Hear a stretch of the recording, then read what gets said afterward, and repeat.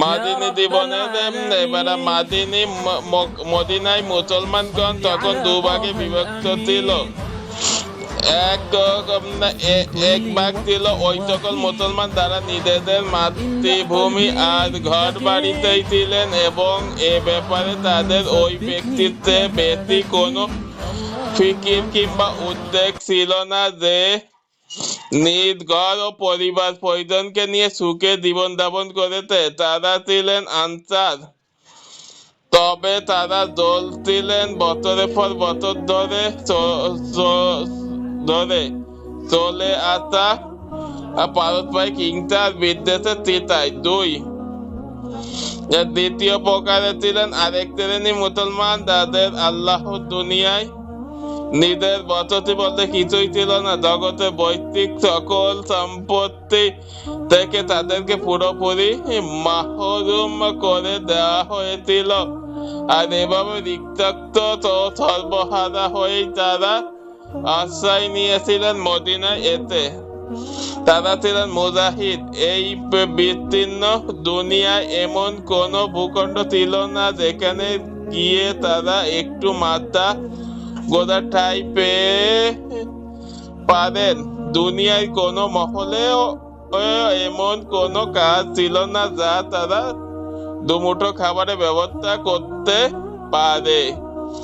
এমন কোনো পয়সা তাদের গাঁটে ছিল না যার মাধ্যমে তাদের জীবনের গাড়ির টাকা 2 কদম সামনে চলতে পারে। কিন্তু এ সকল শরণার্থীর সংখ্যাও কম ছিল না, বরং দিন দিন এ সংখ্যা আরো বৃদ্ধি পাচ্ছিল, কারণ তাদের যেই আল্লাহ ও তার রাসূলের উপর ঈমান এনেছিল তাকে হিজরতের অনুমতি দেওয়া হয়েছিল। কিন্তু এটা তো স্পষ্ট যে মদিনায় কিন্তু তখন ধনে বলে সমৃদ্ধ বিলাতের জোয়ারে ভাসমান কোনো শহর ছিল না। সুতরাং যা হওয়ার তাই হলো। গোটা মদিনার অর্থনীতির পাল্লা উদ্বেগে ও নাগরদোলায় দুলতে লাগলো। এর ভিত নড়বড়ে হয়ে গেল। আর ঠিক একই সময় ইসলামের শত্রুরা লেগে গেল মদিনা অর্থনৈতিক সম্পর্ক ছিন্ন করার পেছনে। ফলাফল হলো সকল পণ্যের আমদানি ও রপ্তানি বন্ধ হয়ে গেল। মদিনার অবস্থা ও জীবনযাত্রার মান আরো শঙ্কিত হয়ে গেল। দ্বিতীয় গোত্র তারা ছিল মুশরিক, মদিনায় প্রকৃত অধিবাসী, কিন্তু মুসলমানদের উপর তাদের কোনো প্রভাব কিংবা ক্ষমতা ছিল না। তাদের মধ্য থেকে কারোর হৃদয় থেকে বাপদাদাদের ধর্মের প্রতি উৎসাহ আর সংশয় দানা বেঁধেছিল। উদ্বেগ আর উৎকণ্ঠার এক ঝড়ো হাওয়ায় অবিরত বহে চলেছিল তাদের হৃদয় পুরীতে। বরং তাদের অনেকে চাচ্ছিল তাদের সেই ধর্ম ছেড়ে দিতে, কিন্তু ইসলাম ও মুসলমানদের বিরুদ্ধে তাদের কোনো ষড়যন্ত্র কিংবা শত্রুতা ছিল না। তারা ছিল পরম সৌভাগ্যবান। অল্প কিছুদিন যেতে না যেতে তারা মুসলমান হয়ে গেল এবং আল্লাহ দ্বীনের একনিষ্ঠ সেবকে পরিণত হলো।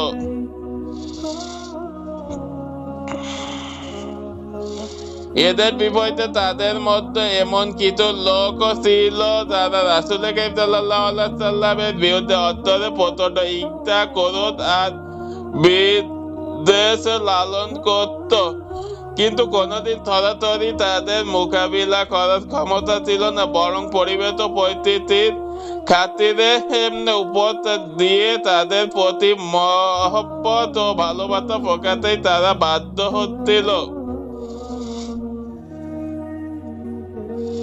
এই খলনায়কে ছিল আব্দুল্লাহ ইবনে উবাই। বুয়াদ যুদ্ধের পরে আউস ও খাজরাজ এর নেতৃত্বে ঐক্যবদ্ধ হয়েছিল। তৃতীয় শ্রেণীর অর্থে ইহুদি। তারা আসুরি ও রোমান কর্তৃক জুলুম ও নির্যাতনের শিকার হয়ে হিজরাতে এ সকল অঞ্চলে এতে আশ্রয় নিয়েছিল। যেমনটি আমরা পূর্বেই বলে এসেছি, প্রকৃতপক্ষে তারা ছিল হিব্রু জাতি, কিন্তু ঘরবাড়ি ও সর্বত্র ছেড়ে হিজাজে চলে আসার পরে তারা পোশাক পরিতে সভ্যতা ও সংস্কৃতি আর গন্ধে ও বর্ণে আরবীয় রঙে নিজেদেরকে রাঙিয়ে নেয়, এমনকি তাদের নিজেদের নাম ও গোত্রের নাম আরবি হয়ে যায়। তাদের ও আরবদের মধ্যে বৈবাহিক সম্পর্ক কায়েম হয়। এত কিছু হওয়ার পরেও তাদের জাত্যাভিমানকে কিন্তু তারা বিসর্জন দেয়নি। সাম্প্রদায়িকতা ও গোত্রভিত্তির দিক দিয়ে তারা পৃথিবীর যে কোনো জাতিতে অগ্রগামী ছিল। এই কারণে আরবদের সঙ্গে তারা কোনোদিন পুরোপুরি মিলে যায়নি। নিজেদেরকে তাদের মধ্যে গুলিয়ে ফেলেনি, বরং তারা তাদের ইসরায়েলি ইহুদি বংশ থেকে গর্ব করত। তারা আরবদেরকে তরফ সূত্র করত। আরবদের সম্পদকে তারা নিজেদের জন্য হালাল মনে করত, যেন বাপ দাদার সম্পদ যেভাবে ইচ্ছা তারা তা ভোগ করতে পারবে। আল্লাহ তাআলা ইরশাদ করেন সূরা আলে ইমরানের ৭৫ নম্বর আয়াত, কোন আহলে কিতাব এমনও রয়েছে, তোমরা যদি তাদের কাছে বহু ধন সম্পদ আমানত রাখো তাহলে তা তোমাদের যথারীতি পরিশোধ করবে। আর তাদের মধ্যে অনেক এমনও রয়েছে যাদের কাছে একটি দিনার আমানত রাখলেও ফেরত দিবে না, যে পর্যন্ত না তুমি তার মাতার কাছে দাঁড়িয়ে থাকবে। এটার জন্য যে তারা বলে যে উম্মীদের ব্যাপারে আমাদের কোনো পাপ নেই। ধর্মে কর্মে তাদের যেমন একটা বধ ছিল না, সে কারণে তার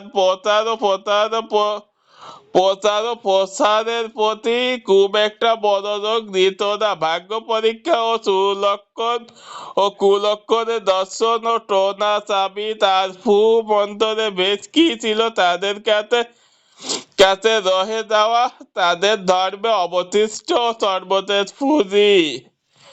আর এগুলোই দ্বারাই তারা নিজেদেরকে বড় জ্ঞানী বিজ্ঞ পণ্ডিত ভাবত। নিজেদেরকে মনে করত এই বিত্ত পরিচালনা একমাত্র যোগ্য দাবিদার। আধ্যাত্মিক ময়দানে নেতৃত্ব তাদের সর্বযুক্ত।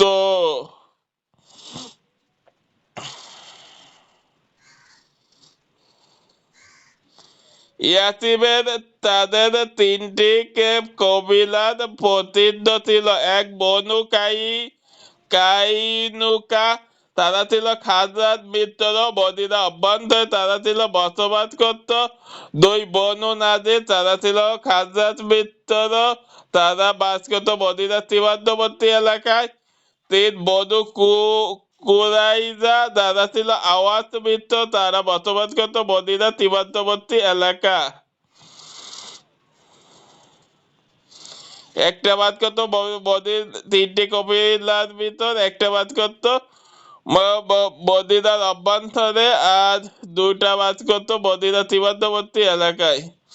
উল্লেখিত গোত্রগুলোই যুগের পর যুগ ধরে আউস ও খাজরাজের মাঝে যুদ্ধ দ্বন্দ্বের আগুন জ্বালিয়ে আসছিল। আর বুসা যুদ্ধে তো তাদের মিত্রদের সঙ্গে তারাও যুদ্ধে অংশগ্রহণ করেছিল। সুতরাং ইহুদি জাতির চরিত্রের বিপরীতে ইসলাম ও মুসলমানদের কে তারা ঘৃণ আক্রোশ ব্যতীত কোন